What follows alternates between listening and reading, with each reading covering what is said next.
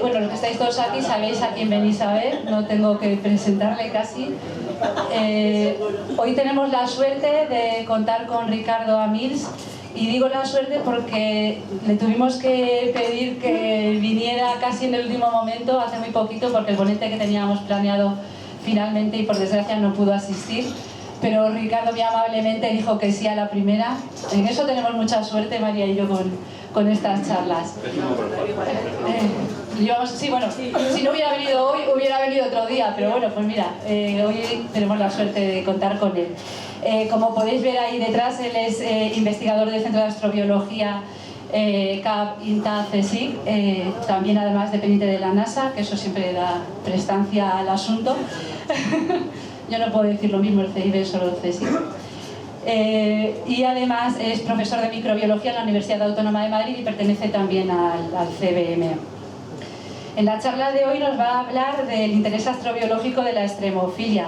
Yo preparaba hace poco además un trabajo, casualmente, incluso antes de pensar en ti para darnos una charla sobre astrobiología, y estaba leyendo la hoja de ruta de la NASA con las especificaciones, sus 7 líneas, digamos, de investigación, y una de ellas es esta, ¿no? la de la investigación en extremofilia, intentando buscar microorganismos capaces de desarrollarse en condiciones extremas de presión, de temperatura, de pH, fuerza iónica o radiación, que de alguna manera después nos permitan a nosotros ir a buscar vida fuera de la Tierra. Esto es lo que nos va a contar Ricardo. Él, estábamos hablando ahora, es licenciado en Ciencias Químicas, pero de Química hizo poco, me decía ya que la tesis la hizo en Microbiología en la Universidad Autónoma de Barcelona. Hizo 2 estancias postdoctorales hace ya unos cuantos añitos, no lo voy a decir porque se te ve joven, entonces no pasa nada. En Dartmouth Medical School en New Hampshire y otra en Nueva York en la Universidad de Columbia. Yo resaltaba aquí porque es a lo mejor por lo que le conoce todo el mundo, por los estudios en Río Tinto y ese proyecto Marte con la NASA, cuyas siglas en realidad en español lo que significan, que bien les salió el acrónimo, Experimento Astrobiológico de Tecnología e Investigación para Marte, les quedó bien.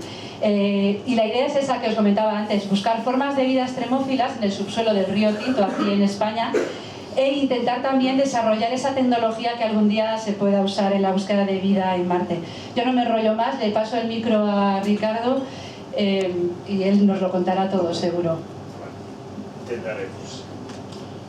Bueno, pues buenas noches. Yo la verdad que cuando he entrado aquí he visto la batería, digo, vaya, yo os voy a hacer, porque no toco nada, o sea, lo tenéis crudo. Bueno, me alegra mucho ver a tanta gente, eso quiere decir que parece que los hijos del chocolate funcionan y por lo tanto probablemente divulgar ciencia con una copa es mucho mejor que con un café con leche o con un chocolate.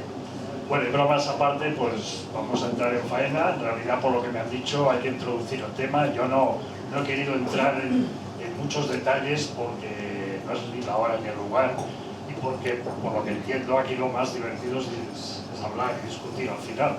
Entonces yo os voy a presentar ideas muy generales. Como dice el panfleto, voy a incidir sobre algo que yo creo que es importante para buscar vida fuera del planeta Tierra, que es la vida del subsuelo, de la que casi no sabemos nada, pero lo poco que estamos aprendiendo realmente nos está impresionando. Y luego, pues a partir de ahí, lo que ustedes quieran. Entonces, pues vamos a empezar. Tiene su debate. Bueno, aquí tenéis la persona que la red de extremófilos, España tenemos una red de extremófilos, es decir, que hay mucha gente interesada en la extremofilia, pues declaró nuestro santo patrón. Aquí tenéis el abuelo Darwin. El abuelo Darwin era conocido porque en el Beagle se mareaba. Entonces cada vez que llegaba el Beagle a un puerto, pues cogía un caballo o un carruaje o lo que pudiera y se perdía por ahí porque lo que no quería es estar en el barco. Y en su cuaderno de viajes, como podéis leer, pues en una de sus excursiones en Argentina encontró unas salinas y pues le parecieron curiosas, tomó unas muestras y luego pues posteriormente con su microscopio en el Beagle pues las estuvo observando y vio que había vida. Ahí vio unas rielas, seguramente vio alguna gócila y pues el genio de Darwin no hizo ningún experimento, pero él extrapoló. Dijo, si hay vida en este lugar, estaba hablando de unas salinas de evaporación donde en verano pues se secan y lo que hay es una crosta de sal. Dijo, si hay vida en esas condiciones, tiene que haber vida en el subsuelo, tiene que haber vida asociada a la actividad volcánica, tiene que haber vida en la cima de las montañas más altas o tiene que haber vida en los hielos polares. Bueno, pues en realidad el abuelo Darwin ha acertado en todas, es decir, se ha podido demostrar que hay vida en todo lo que él dijo que podría existir. Por desgracia, probablemente cuando lo dijo nadie le hizo ni puñetero caso. Tuvieron que pasar 150 años antes de que nos metiéramos en faena. Bueno, pues dicho esto, vamos a repasar algunos ambientes extremos. Aquí tenemos un ambiente extremo muy conocido por los microbiólogos, es Yellowstone. Ahí el profesor Brock y sus estudiantes pudieron demostrar a los bioquímicos que la vida por encima de los 80 grados era posible. En realidad el trabajo pionero de Brock le costó publicarlo porque las críticas de los referís era que a esa temperatura las macromoléculas no podían ser estables. Bueno, pues al final pudo publicarlo y hoy en día sabemos que eso no es ninguna novedad. Aquí tenéis el salar de Uyuni, es el salar más grande del mundo, 250 kilómetros de diámetro. Y bueno, pues porque parezca mentira, sabemos aún muy poco de la vida que hay en ese salar, que fundamentalmente tiene, aparte del litio, que es de interés tecnológico, tiene unas concentraciones de magnesio muy grandes. El magnesio se considera un agente caotrópico, es decir, un agente antivida. Pues bien, hoy en día pues hay gente que está estudiando la diversidad de ese ambiente peculiar, que sería pues similar a lo que vio Darwin en Argentina. Aquí tenemos una vista de la misión Vostok. Vostok es un lugar que durante 3 meses al año en la Antártida pues hay una temperatura de menos 80 grados centígrados y se puede trabajar. Es decir, luego la temperatura baja mucho más y obviamente pues el que no ha podido salir de ese ambiente se tiene que quedar a pasar el invierno. Bueno, con el lago Vostok pues el interés que tiene es que se sabe que a 3 kilómetros de profundidad en los hielos pues hay un lago. Bueno, pues hoy por hoy, por desgracia, no sabemos lo que han encontrado los rusos porque no nos lo han de momento descrito, pero en lagos parecidos en la Antártida pues se ha encontrado un zoológico, mucha vida, y por lo tanto quiere decir que también en esas condiciones la vida es posible. Y quizá la asignatura pendiente es la que vemos aquí, es decir, Darwin predijo vida en el subsuelo. Y bueno, pues aunque parezca mentira, el primer papel describiendo vida en el subsuelo tiene 20 años. Acabamos de celebrar su 20 aniversario y probablemente porque la gente en su sano juicio nunca podía pensar que dentro de rocas, de piedras, pues pudiera haber seres vivos. Como veréis, a eso le vamos a dedicar una parte de la charla. Darwin no predijo vida en condiciones ácidas, probablemente porque en sus viajes no tropezó con ninguna mina metálica. Si hubiera tropezado con una mina en la que se extrajeran metales, pues hubiera encontrado aguas ácidas y seguramente pues hubiera dicho algo al respecto. Y de eso vamos a hablar un poco, porque precisamente es la justificación del trabajo que llevamos más de 30 años haciendo y que de alguna manera nos permite opinar sobre posibilidad de vida fuera de la Tierra y además a la razón por la cual Pérez Mercader pues, nos llevó al Centro de Astrobiología. Quería que continuáramos trabajando en lo que hacíamos en Río Tinto. Y bueno, pues quizá una nota curiosa, los ambientes ácidos asociados a actividad minera, es decir, a sulfuros metálicos, pues es la única condición extrema que conocemos que está patrocinada por la vida. Es decir, son microorganismos que producen esa condición extrema.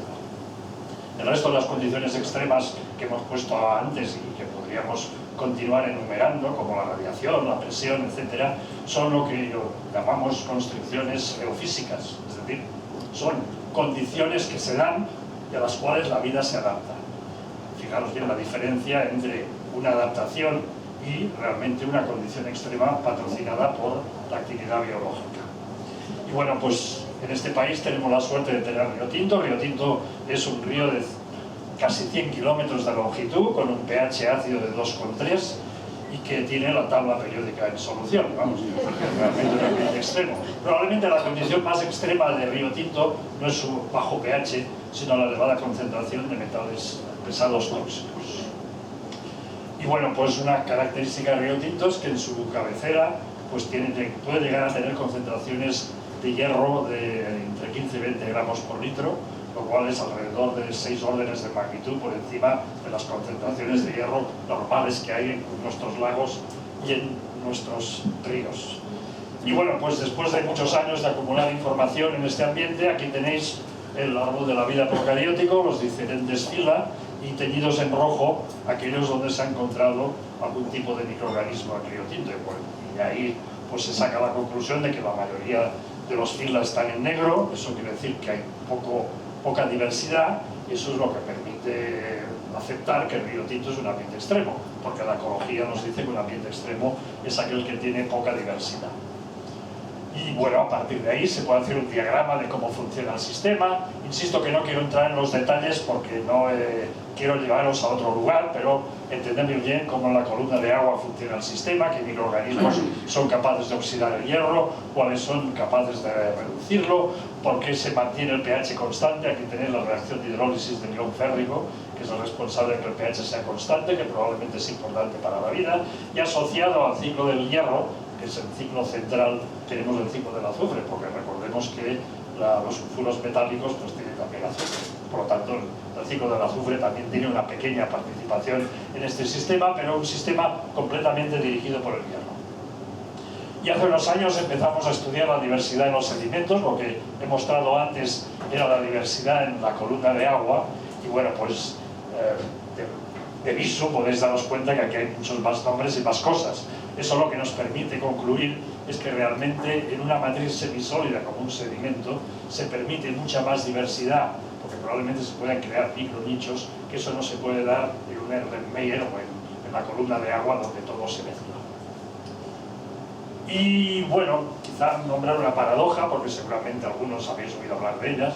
Si uno mira ahora la parte eucariótica del árbol de la vida, los eucariotas somos mucho más grandotes y somos mucho más fáciles de identificar al microscopio óptico, pues lo primero que sorprende es que hay una gran diversidad eucariótica en Río Tinto, lo cual está en contra de lo que acabamos de decir hace un momento.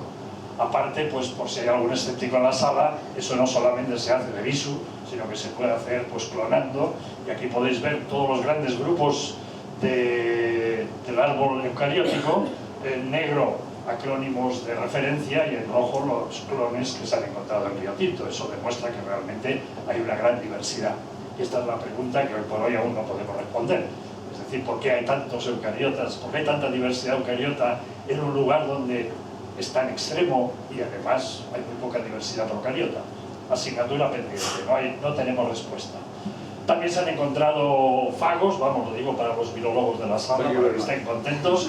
Es decir, que se cumple la norma que en los ambientes extremos las concentraciones, el número de virus que hay por mutativos huéspedes es por lo menos un orden de magnitud mayor.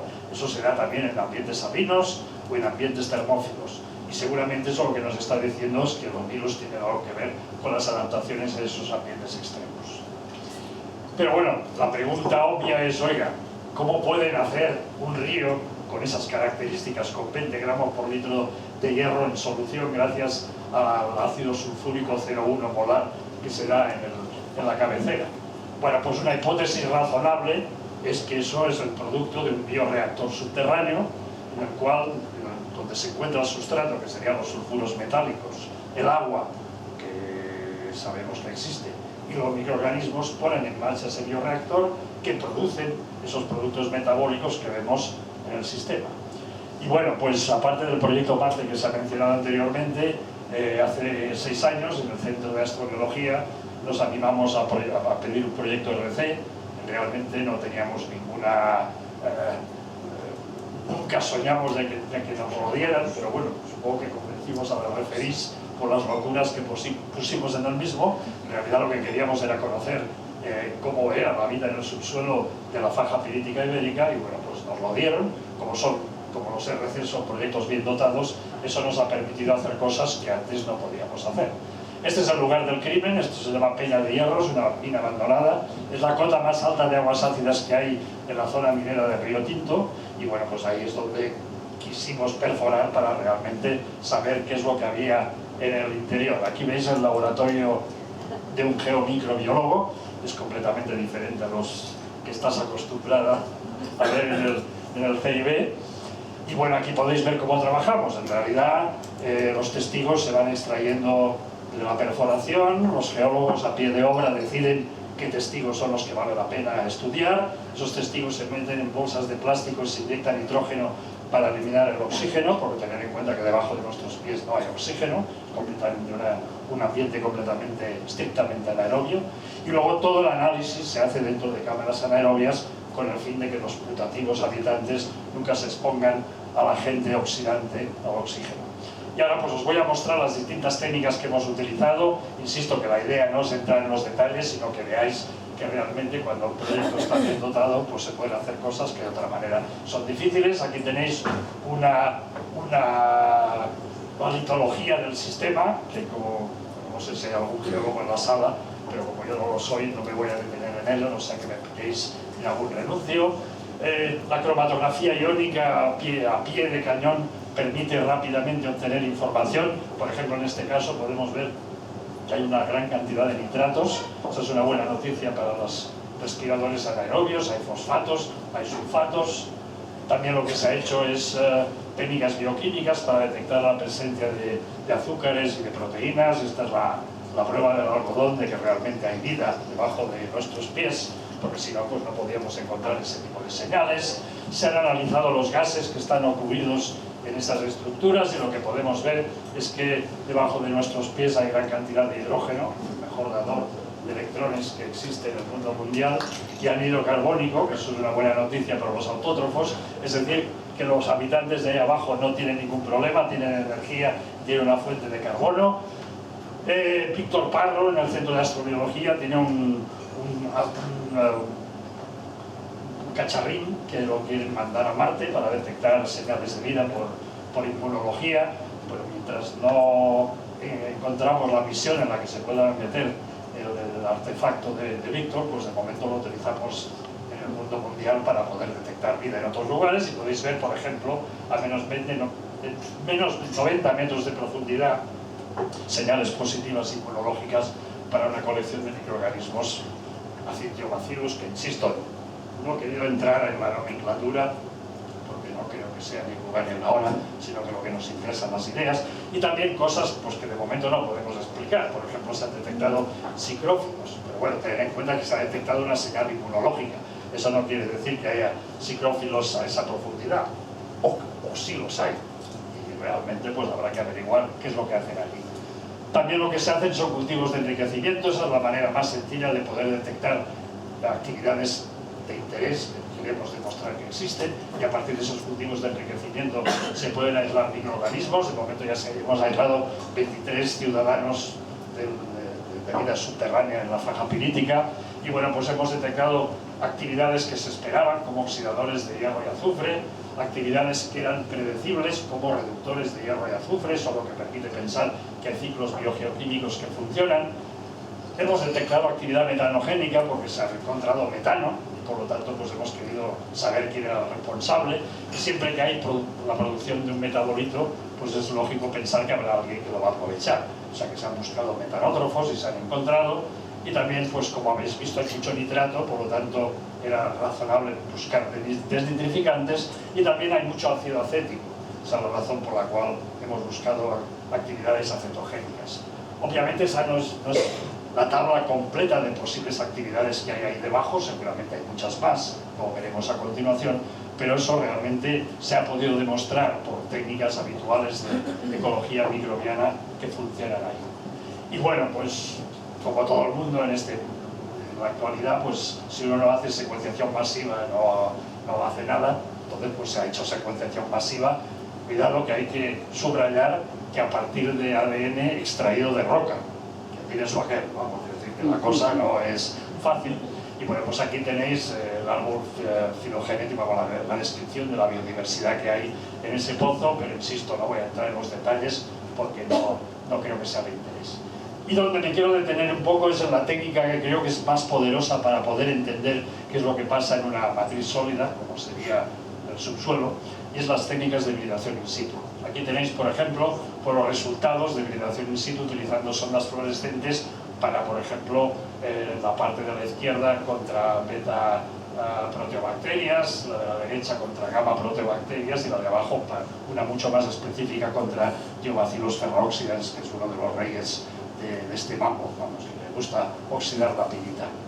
Y bueno, pues podéis ver que por esa tecnología pues se puede empezar a apreciar cómo es la distribución de esos microorganismos en su hábitat.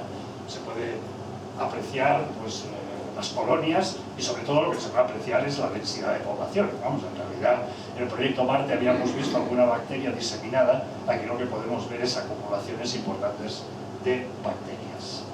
Y esta es una tabla resumen, no se pretende que lo veáis, solamente que os deis cuenta que después de varios años de trabajo hemos conseguido, utilizando sondas de hibridación con distinta especificidad, pues demostrar la existencia de muchas proteobacterias, de oxidadoras de hierro, oxidadoras de azufre, metanógenas, que las tenemos en la parte de la derecha, y una sorpresa de última hora ha sido que hay una gran cantidad de planctomicetos en el subsuelo del río Tinto. Y bueno, pues recordar, para quizás los que no sean del gremio, que de los planctomicetos no tenemos ni puñetera idea de quiénes son ni lo que hacen. Lo que sí sabemos es que algunos de ellos tienen su estructura nuclear, vamos, sus ácidos nucleicos, su DNA, rodeado por una membrana nuclear. Supongo que eso nos suena a un prototipo de eucariota. Bueno, pues la verdad que no os puedo contar mucho de ellos porque son nuevos en este negociado y hoy por hoy no sabemos mucho de ellos. Y aquí tenéis un cuadro resumen, aquí son las distintas técnicas. Insisto que ahí lo único que se pretende es que veáis que realmente se ha atacado el problema de manera interdisciplinar, y ahí lo que podéis ver a distintas profundidades los lugares donde hay más marcas. Esto es lo que llamamos los hot spots, o los lugares calientes, donde probablemente, por alguna razón que tenemos que averiguar, es donde hay mucha más actividad que en otros lugares que son un poco más desérticos. Y bueno, aquí ahora lo que os voy a enseñar es, tal como vemos el modelo de vida en el subsuelo, obviamente la faja pirítica. Luego vendrá la extrapolación. En primer lugar, hay una gran cantidad de hidrógeno. Aquí tenéis una lista de posibles donadores de electrones o de aceptores. También sabemos que hay materia orgánica porque hay mucha fermentación. Acabamos de descubrir hace un par de semanas que el 80% del hidrógeno del subsuelo está producido biológicamente, lo cual ha sido una agradable sorpresa porque creíamos que sería más bien producto de la radiolisis del agua. Entonces, pues eso quiere decir que la biología tiene una participación importante y obviamente si uno quiere buscar el culpable de la producción de hidrógeno, pues tiene que buscar fermentadoras. Hoy por hoy no conocemos ningún otro metabolismo que pueda producir hidrógeno. Y ahora pues iremos adornándolo con los distintos microorganismos que hemos encontrado, con los distintos sustratos, aceptores de electrones, para que podáis ver cómo el sistema se va complicando. Aquí le añadimos el ciclo del hierro, ya hemos dicho que el ciclo del hierro es importante en el río, pero también hemos podido demostrar que lo es en el subsuelo de la faja pirítica. Por la derecha nos van a aparecer los acetogénicos que producen acético o las metanógenas que producen metano, y luego asociadas a esa producción de metano las metanótrofas.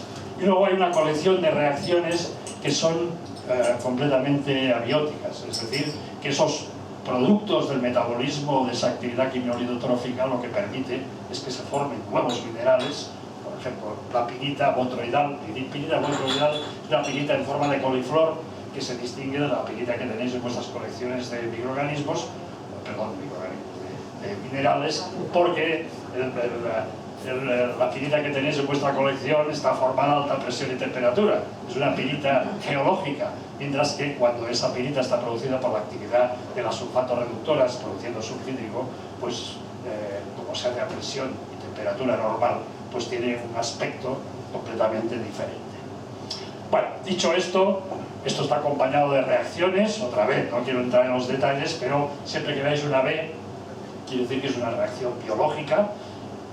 La primera es la reacción de formación de metano, la segunda es el sulfato-reducción a partir de hidrógeno, la tercera es una reacción química de la interacción entre el hierro, el metal que existe en el sistema, y el sulfídrico, produciendo sulfuro de hierro, liberando hidrógeno, que esa sería hasta hace 2 semanas el sistema que creíamos de producción de hidrógeno en el subsuelo. Seguramente existe, pero es mucho menos importante que el biológico.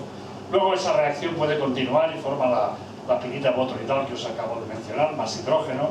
El ion férrico es un buen aceptor de electrones para atacar los sulfuros metálicos y producir el sulfato que encontramos en elevadas concentraciones.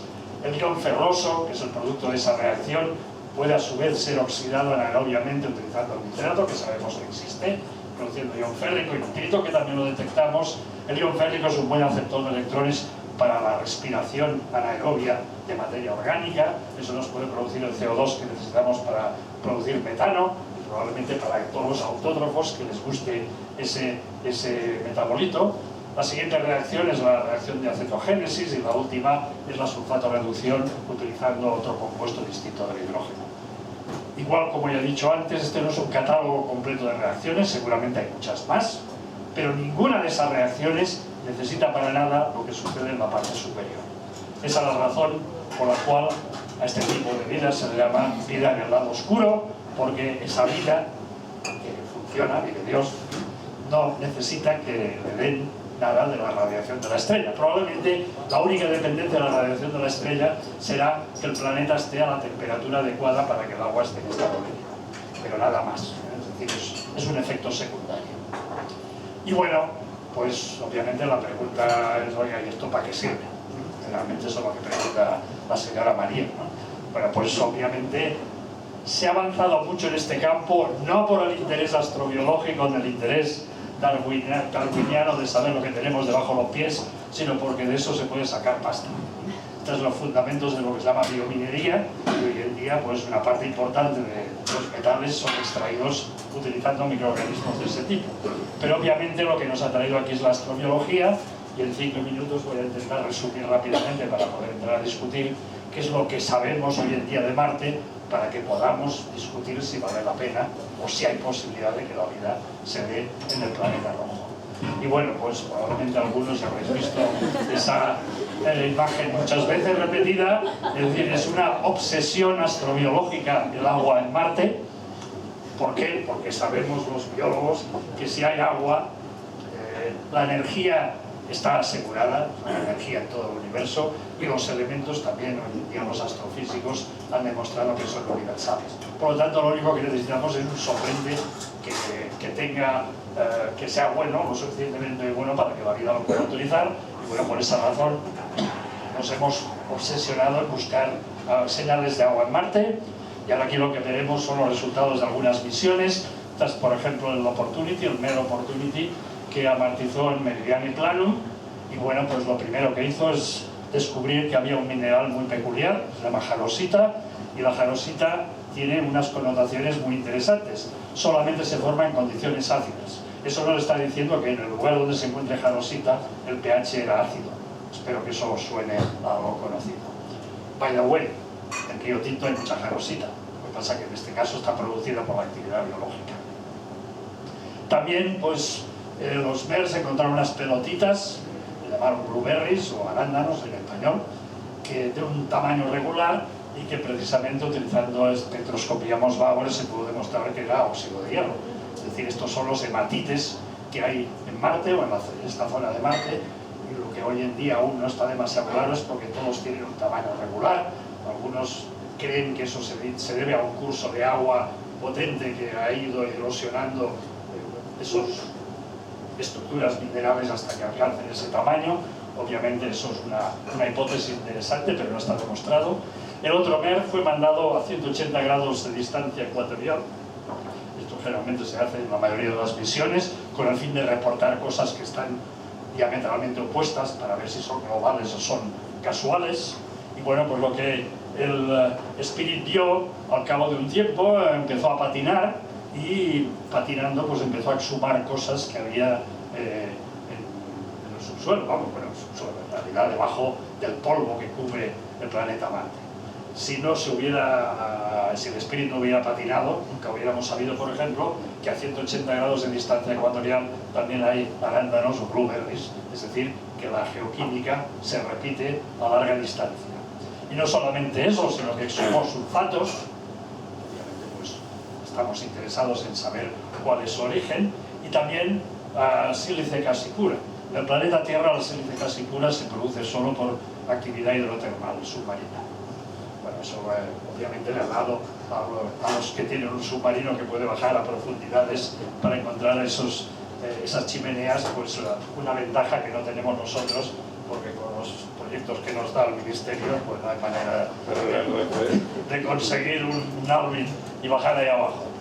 Y bueno, pues los europeos también hemos ido a Marte. Aquí tenéis el mapa de vapor de agua, eso ya tiene una cierta antigüedad, pero los distintos colores demuestran que hay un ciclo hidrológico en Marte, probablemente no tan potente como la Tierra, pero suficiente para que el agua se recicle. Hoy en día tenemos orbitadores en Marte que tienen una capacidad de tomar fotografías y de resolución que no tenemos datos en el planeta Tierra, y aquí pues por ejemplo lo que se pueden ver lo que llamamos líneas de costa, y eso es lo que de alguna manera sugiere grandes cuerpos de agua que se han ido evaporando secuencialmente y han ido dejando esa huella, esa línea de costa. O bien también se ha podido demostrar la existencia de filosilicatos. Los filosilicatos son los productos de alteración de las rocas volcánicas basálticas con el agua. Insisto que estamos buscando pruebas indirectas de la existencia de agua. O bien el radar MARSIS, pues, que ha sido diseñado para buscar cuerpos de agua en el interior de Marte, pues bueno, hoy por hoy no ha encontrado grandes cuerpos de agua, pero ha sido utilizado para cubicar la cantidad de agua y hielo que hay en los polos, y hoy en día sabemos que si fundiéramos esa agua y hielo que hay, ese hielo, agua que hay en los polos, podríamos cubrir la superficie del planeta a una profundidad de 10 o 12 metros. Alguien podría decir, esto es una porquería, porque en el planeta Tierra tenemos simas de 10 kilómetros. Bueno, nadie nos ha dicho que para que haya vida en un planeta tenga que haber simas oceánicas de 10 kilómetros. Lo que se necesita es algo de agua para poder funcionar. Y bueno, pues aquí tenéis un dato muy controvertido, hasta que el Curiosity le ha puesto punto final. Por técnicas indirectas se ha podido detectar metano en Marte. El metano en el planeta Tierra, el 80% está producido por la biología. Obviamente eso no demuestra que en Marte el metano sea biológico, pero la existencia de metano es un gas de mucho interés para la microbiología. Y bueno, Curiosity pues estuvo buscando durante unos meses el metano y no lo encontraba, hasta que de golpe y porrazo apareció la señal de metano delante de sus narices, y hoy por hoy ese report, ese papel, nadie ya lo discute. Lo que no sabemos es por qué el metano en Marte aparece y desaparece, y obviamente tampoco sabemos quién lo produce. Esa es la asignatura pendiente, pero esperamos que en futuras misiones eso se pueda aclarar. Bueno, aquí tenéis el Curiosity, el nuevo juguete que la NASA tiene en Marte. Vamos, además hay un instrumento español, pues hay que sacarse el sombrero, que los españoles hayamos conseguido poner un instrumento en Marte en las condiciones en las que trabajamos. Aquí tenéis el cráter Gale, que es donde ha amortizado el Curiosity. Aquí tenéis ese brazo robótico que tiene instrumentos que puede hacer virguerías, y bueno, entre ello lo que puede hacer es hacer análisis elemental pues a pequeñas distancias para realmente ver, como podéis ver en la parte de abajo, que la composición química pues es muy variable a distancias muy cortas. Pero no solamente ha hecho esto, sino que lo que ha hecho es calentar muestras sacadas del interior de una roca, y aquí podéis ver algunos gases que se han producido. Algunos son muy conocidos, como el vapor de agua, no nos sorprende para nada, ácido carbónico, eso es una buena noticia para los autótrofos, algo de oxígeno, pero recordar que el oxígeno no es necesario para la vida. En el planeta Tierra tuvimos 1000 millones de años de vida sin que hubiera oxígeno. Azufre oxidado y azufre reducido. solo que uno esperaría del ciclo del azufre, por lo tanto creemos que ese ciclo puede ser importante, y sobre todo lo que más emociona es la señal de hidrógeno. Es decir, señores, ahí dentro hay hidrógeno, es decir, que la vida tiene muchas opciones para poder funcionar, no solamente para obtener energía, como se hace en el subsuelo de la faja pirítica, sino también para que se haga autotrofía, porque hay aminocarbono. Y bueno, eso nos permite concluir que hoy en día, con los datos que tenemos de Marte, pues no hay ninguna duda que hay rocas sedimentarias. No he entrado mucho en los detalles de las rocas sedimentarias, pero hay mucha información geológica que lo permite demostrar. En los cráteres de impacto se puede ver el apilamiento de los sedimentos, y por otra parte sabemos que en algunos lugares había agua, y esa agua era ácida, porque si no, no se hubiera podido producir jarosito. Y bueno, pues aquí tenéis un poco para comparar, la comparación entre los datos que tenemos hoy en día de meridiano y plano en Marte y los que hemos conseguido en Río Tinto. Y bueno, pues en primer lugar, esta tabla es mía, o sea que podéis sospechar de ella, la tenéis que mirar con una lupa crítica, pero básicamente, pues lo que podemos decir es que desde el punto de vista geoquímico, Marte y Río Tinto se parecen mucho, toda la razón por lo cual hoy en día la NASA le ha dado a Río Tinto el estatus del mejor análogo terrestre geoquímico y mineralógico de Marte. Por otro lado, sabemos que hay una elevada fuerza iónica. Eso quiere decir que si hay vida en Marte, deberán ser halófilos para poder resolver los problemas de la presión osmótica. Temperatura. Bueno, pues como ya sabemos, en Marte hace la superficie un frío que pela, en Río Tinto en verano hace mucho calor y en invierno hace mucho frío, pero en el subsuelo la temperatura es casi constante. Es decir, que si hay vida en Marte probablemente estará en el subsuelo, no estará en la superficie, porque ahí podrá resolver problemas importantes. Metano. Hay metano en Marte y sabemos cómo producir metano en condiciones marcianas en la Tierra. Oxígeno. Bueno, pues sabemos que hay algo de oxígeno en Marte. En la superficie de Río Tinto hay mucho oxígeno, 21%, respiramos todos, pero en el subsuelo no hay nada. Es decir, recordar que el oxígeno no es un elemento necesario para la vida. Si está, se puede aprovechar, pero de cualquier manera hay mucho que hablar del oxígeno. Y biología o vida, pues obviamente sabemos que en Río Tinto, tanto en el río como en el subsuelo hay vida. En Marte está por demostrar, pero espero que el día que lo demostremos, pues me invitaréis para que lo podamos celebrar convenientemente. Y bueno, esto ya es para ir terminando, pues hoy podemos decir que las condiciones actuales que tiene Marte, es decir, condiciones de radiación ionizante importante en la superficie, radiación esterilizante, ultravioleta, condiciones oxidantes, baja temperatura. Si yo me fuera a Marte, señores, me iría a vivir al subsuelo, porque obviamente la superficie no es el lugar ideal. ¿Y para qué sirve el estudio de los análogos terrestres mientras los ingenieros van diseñando misiones y mandando instrumentos para estudiar la habitabilidad? Bueno, pues todo lo que aprendamos de estos ambientes en esos análogos marcianos, pues obviamente serán extrapolables, es decir, que de alguna manera nos permite diseñar metodologías, instrumentos para detectar ese tipo de vida en Marte.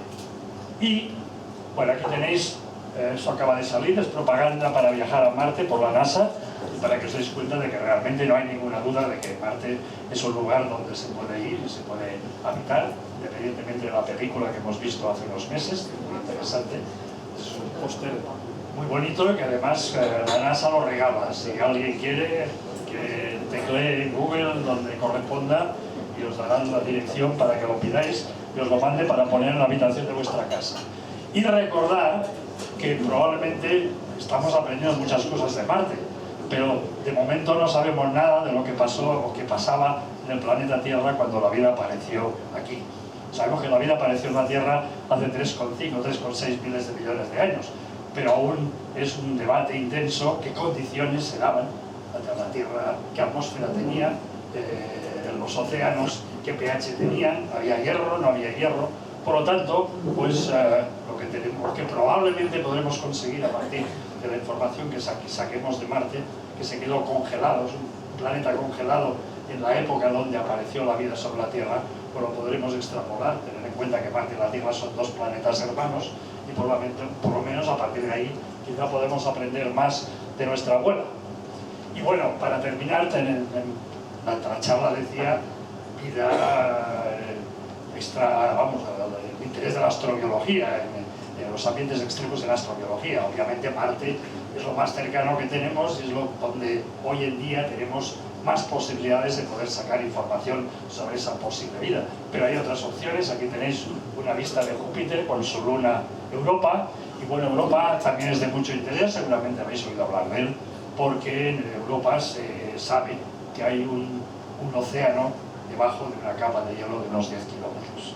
Por lo tanto, aquí lo que habría que ver es qué tipo de análogos interesa estudiar para saber qué posibilidades tendría la vida de vivir en esas condiciones. Y bueno, cerca de casa tenemos el lago Tírez, que tiene una composición iónica muy parecida a las sales que suturan de las roturas que se pueden apreciar en Júpiter, perdón, en Europa. O bien, probablemente el lago Vostok es el mejor modelo, porque es vida a 3 kilómetros de profundidad, una capa de hielo. Lo que pasa que obviamente pues, perforar en la Antártida a tanta profundidad no es trivial. Aunque parezca mentira, es mucho más fácil hacer una perforación continental que perforar en hielo. O sea que perforar en hielo se ve que es técnicamente muy complejo y bueno, pues eso ya es un problema de ingeniería. Y señores, pues hemos acabado para que podamos debatir. Eso es a lo que hemos venido. Pues muchas gracias por vuestra atención.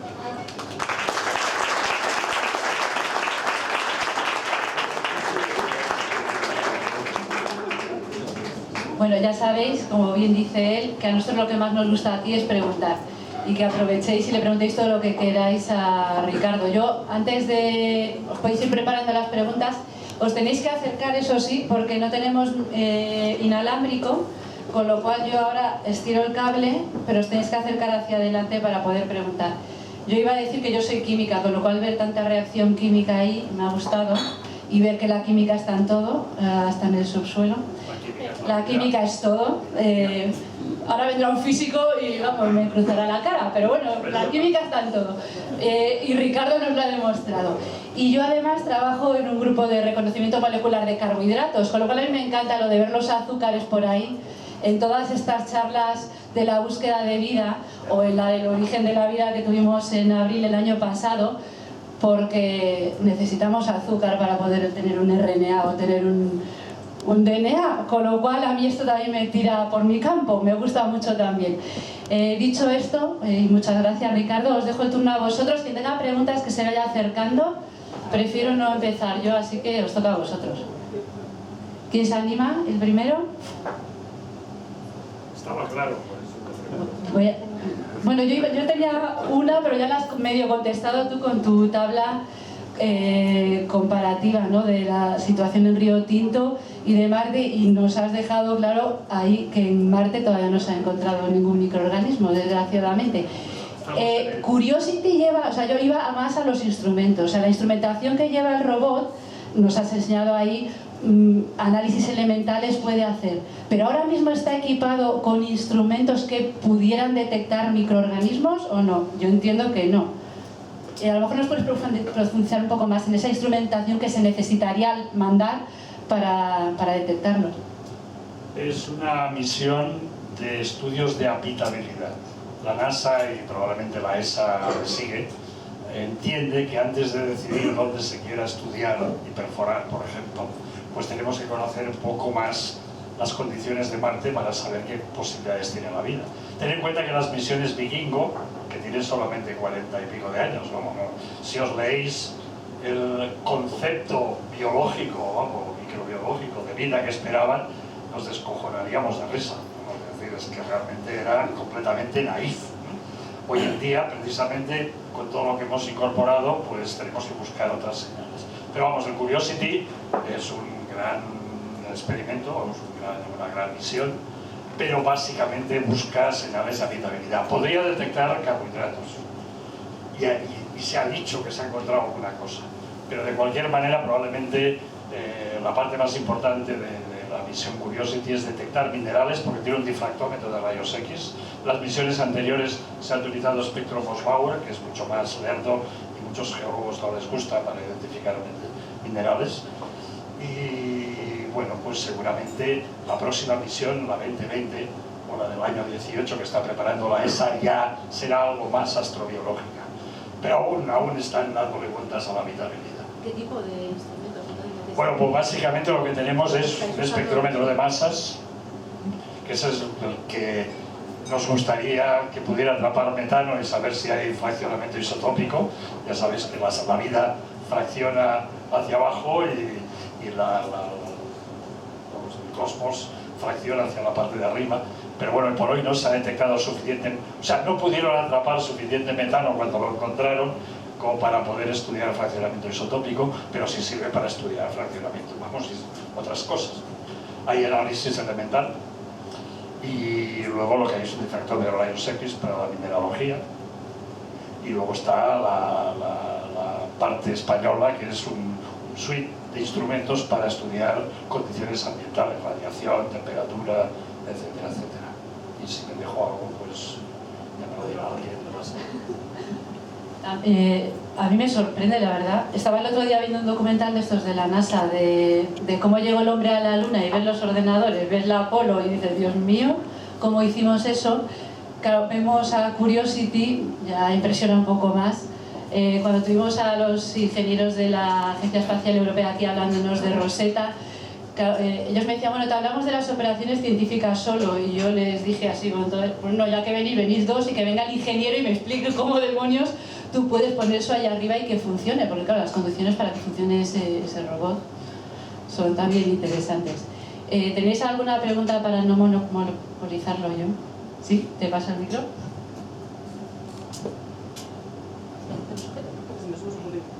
Vale. Buenas. Quería preguntar, bueno, sobre la hipotética posibilidad de que en Marte haya bacterias extremofilias como las que hay aquí en la Tierra, por ejemplo, que están en el cuerpo de las termitas y hacen una fijación de oxígeno sobre el elemental y el hidrógeno.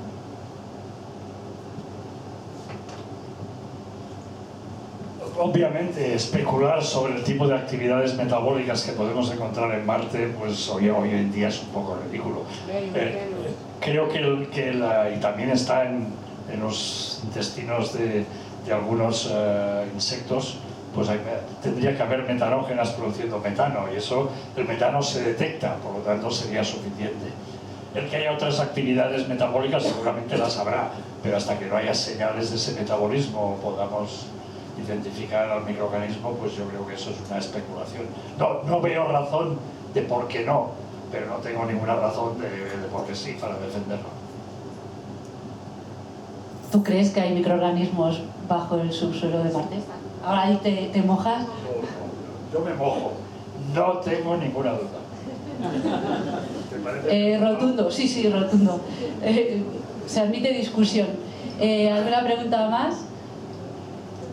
¿Tienes otra? Pasamos los comentarios. Perdón. Tiene buena punta. Quería preguntar también sobre, se ha detectado la sonda Cassini, ha detectado actividad geotérmica en la luna Enceladus, y entonces dado que hay actividad geotérmica es altamente posible que en la luna, en las corrientes de agua que ha detectado, haya también bacterias.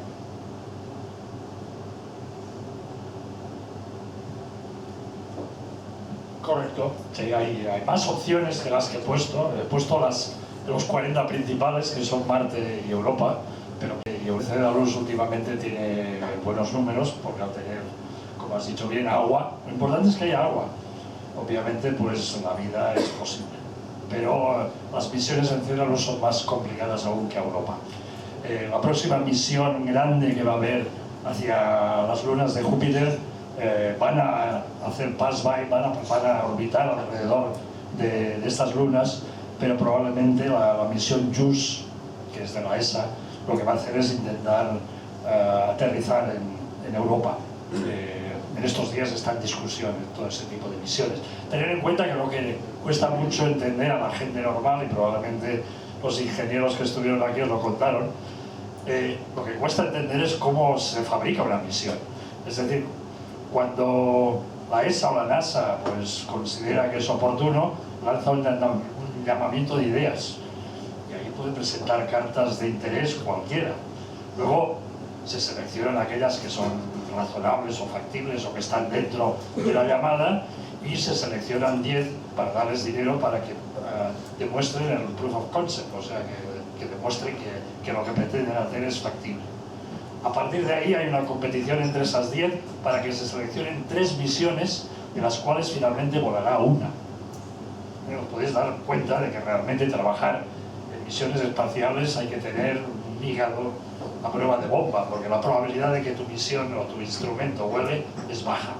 Pero bueno, de cualquier manera hay gente que se atreve a eso. Sobre todo porque es muy difícil, ¿no? Son complejas y además son caras, ¿no? Hay que seleccionar bien las ideas. ¿Preguntas? Sí, ¿te acercas un poco? Sí. Voy a tener que traer Bueno, cambiando un poco de tema, antes has comentado que recientemente se ha descubierto que aproximadamente el 80% del hidrógeno producido en el subsuelo del Río Tinto es de origen biológico. ¿Cómo lo habéis determinado? Te lo cuento. Esa era una asignatura pendiente del proyecto IPBSL, porque sabemos que hay mucho hidrógeno, pero no podíamos discernir cuál era la fuente. Entonces se nos ocurrió pues, intentar demostrar que podíamos esterilizar roca, es decir, toda la vida que detectamos por técnicas de hibridación o de secuenciación, y a partir de ahí, pues, el estéril sería la no biológica. A eso hay que añadirle a los reactores donde se hace la prueba vapor de agua, porque el sistema de esterilización lo que hace es eliminar todos los gases que tiene el sistema. Por lo tanto, hemos podido detectar que sin vapor de agua no pasa nada, y cuando se le añade vapor de agua, en las estériles se produce el 20%, que sería el geoquímico o geológico, y en las que no se ha esterilizado, pues el hidrógeno se dispara y es el 80%. Pero bueno, que ha costado diseñar los experimentos y sobre todo convencer a los escépticos que eso tenía, vamos, que la interpretación era correcta. ¿Alguna pregunta más? Sí, yo ¿Por ahí? quería preguntarte, Ricardo, te quería preguntar por qué el hidrógeno que producen los animales estos tiene el color de la bandera republicana. Has puesto los tres grupos, rojo, amarillo y el hidrógeno morado, para diferenciarlo del de las piedras, ¿no? Algo así. Mi madre fue teniente en las brigadas internacionales de la Guerra Civil. Supongo que se desplegará por ahí. La pregunta mía es un poco retórica, porque al fin es un poco siempre el mismo razonamiento. Bueno, Río Tinto es especial. ¿Y por qué es especial Río Tinto? Es decir, ¿por qué no se da Río Tinto en Álava o en Barcelona? Tiene que ser en Huelva. Bueno, aparte de Barcelona nunca se ve. ¿Cómo van a hacer eso los catalanes? Soy catalán, puedo hacer chistes sobre catalanes. Además puedes contratarlo en catalán. También. Y nuestro operador también es del gremio, o sea que a lo mejor, pero bromas aparte, Río Tinto lo que tiene de distinto del resto del mundo mundial es, uno, la faja pirítica ibérica es la mayor concentración de sulfuros metálicos del mundo. Eso se da solamente ahí. Entonces, esta es la papa, la comida. Agua, hay agua. Es decir, es el problema que tiene la minería en Huelva. Es decir, que la capa freática hay que abatirla para poder acceder a los minerales. O sea, será el segundo elemento importante, bueno, primero elemento importante para la vida. Y la temperatura. Probablemente la mayoría de las minas metálicas, muchas de ellas están en Noruega, en Suecia, y la mayor parte del tiempo están cubiertas de nieve. Y probablemente la microbiología es la misma. es universal. Lo único que Río Tinto pues, es una explosión brutal de ese bioreactor que, ten en cuenta que es un río. Es decir, que continuamente está echando el producto de la reacción al mar, no es un lago, no es un... Pero vamos, esas son las únicas... O sea, de vez en cuando alguien manda un mail diciendo hay algo parecido al Río Tinto en... Y luego pides las fotos y los datos y bueno, es que tú lo que te vi. Bueno, la última que recibí fue antes de ayer diciendo que creo que era en Costa Rica, hay un Río Tinto. pH de ese Río Tinto es 5. Le llaman el río sucio, vamos, ya podrían haber puesto un nombre un poco más digno, ¿no? Pero bueno, que la microbiología es la misma en Iron Mountain, en California. Lo único que, bueno, que normalmente las aguas ácidas de minas se consideran un problema ambiental serio y eso pues hay que controlarlo o abatirlo. En Río Tinto es que no se le pueden poner puertas al campo, vamos, es imposible para eso, ya les gustaría a algunos. ¿Alguien más? Que no veo. Me he venido para aquí. Me cambio. Uy, que se ha enganchado. ¿Alguien más se anima a preguntar algo? ¿Sí? Hola. Respecto a la máquina esta que usabais para ver distintas especies de bacterias en suelo, que decís que usaba técnicas inmunológicas, que no sé cómo serán, pero supongo que serán por anticuerpos. Sí, claro. Que queríais incorporarla o que esperabais que se incorporara en alguna misión a Marte, ¿qué utilidad veis que se utilicen anticuerpos frente a regiones o epítopos de bacterias de la Tierra, suponiendo que haya en Marte? Serían completamente distintas, posiblemente darían muchos falsos negativos, porque suponiendo que hayan surgido de formas diferentes, es sumamente improbable que tengan homología y si que tienen alguna cosa en común, tienen millones de años de diferencia, por lo cual se habrán diversificado ya y también darán falsos positivos. Me alegro que me hagas esa pregunta. Obviamente, ¿cómo puedes detectar señales de vida? Pues obviamente tienes que utilizar las herramientas que conocemos. Si es completamente distinta, tiene un origen diferente, pues la probabilidad de que lo detectemos es muy baja. Pero la inmunología, el aparato de Victor tiene 450 anticuerpos. Hombre, pues la probabilidad de encontrar algo, alguna molécula, tiene anticuerpos contra cosas muy distintas. Yo creo que es mucho mejor que intentando secuenciar. Pero bueno, de cualquier manera la opción está abierta. Pero entonces también se está dando por supuesto que las moléculas que utilicen como enzimas en la forma de vida que haya en Marte también tienen estructura peptídica. En astrobiología hoy en día tienes que trabajar con el único modelo que tienes. Por supuesto que existe la opción de que sea diferente. Ya te digo, si es diferente, lo que te vi, no lo vas a detectar. Entonces, tienes que diseñar metodologías sencillas, tienen que ser sencillas, porque si son complicadas no, para que puedas comparar con el único sistema de referencia que tienes. Pero tienes razón, si es distinta, pues no lo veremos. De cualquier manera, la probabilidad de que los que estamos en esta sala seamos marcianos es muy elevada. Y no porque estemos mal de la cabeza, sino porque los meteoritos de Marte vienen a la Tierra. En cambio, los trozos de la Tierra no pueden viajar hacia afuera del sistema solar. Por lo tanto, hay una alta posibilidad que algún meteorito trajera a nuestras abuelas a la Tierra y seamos todos marcianos. ¿Alguien más? Te iba a pasar el micrófono, David, que te vi levantarte así, ¿estás seguro? Por ahí detrás, que no veo. ¿Sí? Muy bien. Por este hueco. Hola. Mi pregunta es sobre lo que se sabe de la microbiología de estos, bueno, de la extremofilia en general. ¿Qué aplicaciones a la construcción, digamos, en el tema de habitabilidad, la construcción de ecosistemas y ciclos de reciclaje de nutrientes y cosas que después se pueden utilizar para construir hábitats en misiones a futuro en vistas a una colonización puntual o más a gran escala?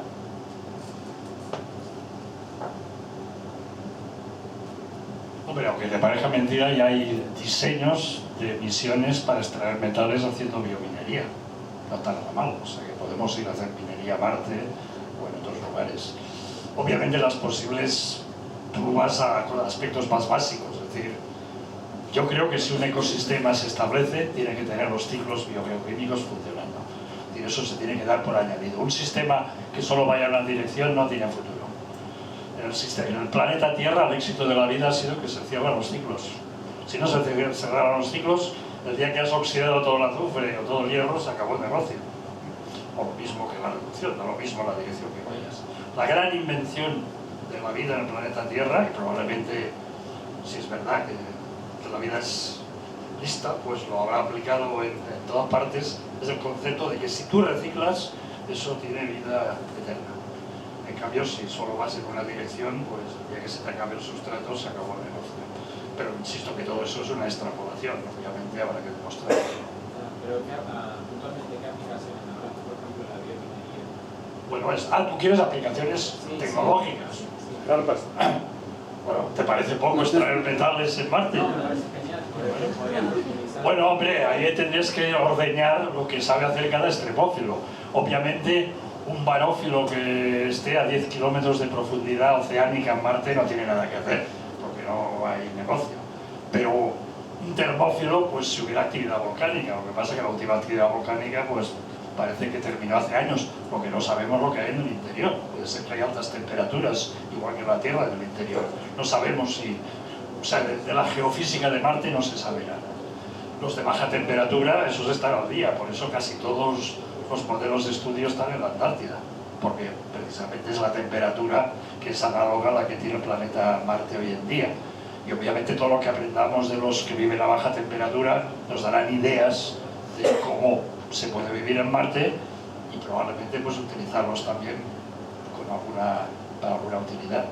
Halófilos, ya he dicho que si hay vida en Marte tiene que ser halófila, por la cantidad de iones que tendría el agua en solución. Y no sé, radiación, pues un bicho que resistiera altas dosis de radiación tendría muy buena posibilidad de pasearse por la superficie de Marte. Ahora ya aplicaciones más cercanas, pues hoy por hoy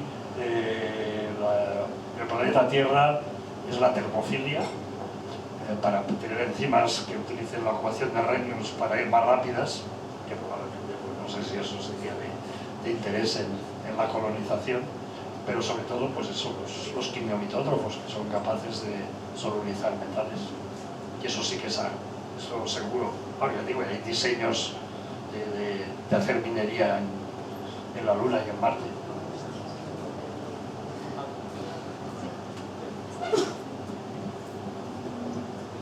Bueno, hablaste mucho sobre el tema microbiológico en cuanto a bacterias, arqueas, termófilos, procariantes. Pero ¿se ha pensado, por ejemplo, sobre qué papel podrían jugar o qué utilidad podrían llegar a tener otro tipo de microorganismos, incluso microorganismos tamaño grande como los tardigrados o cosas por el estilo? Hombre, ya te he presentado la paradoja, es decir, para nosotros ha sido una sorpresa ver que los gordotes también tenemos opciones en ambientes extremos. Entonces, pues obviamente todo lo que se te ocurra, ¿no? Es decir, cualquier posible utilidad que tenga un eucariota, o sea, antes de ese trabajo, pues el consenso era que solamente los procariotas podían vivir en condiciones extremas. A partir de esos datos se ha empezado a explorar y se ve que hay eucariotas más o menos superiores en todas partes. Bueno, en todas partes, en todos los ambientes extremos. Por lo tanto, quiere decir que ahí hay una asignatura pendiente, el poder ver para qué nos pueden servir. Hay plantas en el mundo que pueden crecer en condiciones de alta concentración de metales y bajo pH, y además producen biominerales en sus tejidos. Lo que pasa es que su posible aplicación tecnológica hoy en día pues aún no se ha explorado. Los hongos en Río Tinto, no he entrado en los detalles, pero son los responsables, probablemente los mayores responsables de la formación de biominerales, que son minerales. Eso, pues, si uno sabe seleccionar el hongo adecuado, pues podrá producir el producto que le interese. Pero insisto que todo eso está en construcción, es decir, no hay demasiados resultados aún aplicados que yo sepa. ¿Alguna pregunta más por ahí? Si no, yo ahora que decías lo de la paradoja, supongo que esas son las ideas a futuro. ¿Qué es lo que... Nos has contado lo que habéis hecho? ¿Qué es lo que planeáis de ahora en adelante? Lo que le dije a Pérez Mercadé, hacer lo mismo que estamos haciendo. No, ahora mismo la pregunta interesante, nos ha sorprendido mucho la cantidad de vida que hay en el subsuelo de la faja pirítica. Claro, la siguiente pregunta es, oiga, ¿eso es universal o es que ese lugar es especial? Yo no creo que sea especial, porque haya mucha pirita, pues le da nombre y seguramente más protagonismo al ciclo del hierro. Pero teniendo en cuenta que la mayoría de las perforaciones continentales que se han hecho se ha encontrado hidrógeno, yo presumo de que realmente la vida será mucho más prolífera en el subsuelo que lo que conocemos hasta hoy. Pero claro, eso requiere mucho dinero para hacer agujeritos en muchos lugares. Ahora mismo lo que estamos intentando demostrar, obviamente nos tienen que dar la pasta para hacerlo, es que se puede recuperar la señal biológica a partir de testigos almacenados. Si eso fuera factible, no se necesitaría mucho dinero para perforar, porque lo único que tendríamos que ir es al Instituto Geológico Minero y pedirles que nos dejen coger muestras de sus testigos, pero bueno, que todo eso está en construcción y obviamente pues esos son palabras mayores. Otro RC. No, ya no puedo pedir. Estoy castigado. Ya no te dejan. ¿Alguna pregunta más? ¿Sí? ¿Tienes otra? Sí, vamos.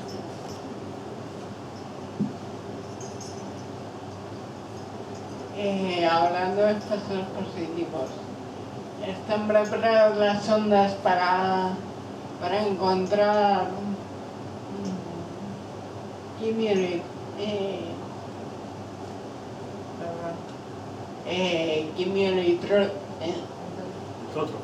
litrótrofos? Es un trabalenguas. Y aparte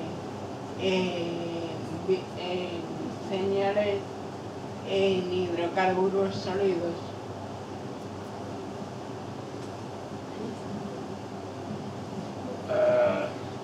La última pregunta, la respuesta es no, porque nosotros no hemos trabajado en ese tipo de ambientes, pero Repsol sí tiene interés, o sea que si pagan, les miramos lo que quieran.